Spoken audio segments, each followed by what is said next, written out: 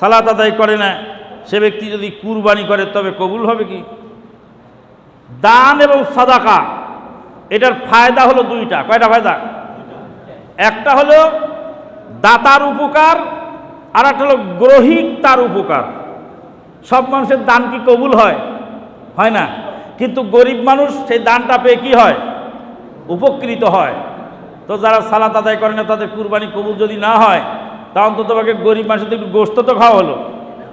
তো কাজেই একজনের উপকার না হলেও আর একজনের হয়। সম্মানীয় উপস্থিতি, আবারও বলছি, মাসিকাত তাহরিক, এই তাহরিক প্রসারে আপনারা অংশগ্রহণ করবেন। নিজেরা যাদের সামর্থ্য আছে 5 কপি 10 কপি কিনে আত্মীয় স্বজনের মধ্যে বিতরণ করবেন। বিতরণ করলে কি হবে? আপনার ওসিলায় যদি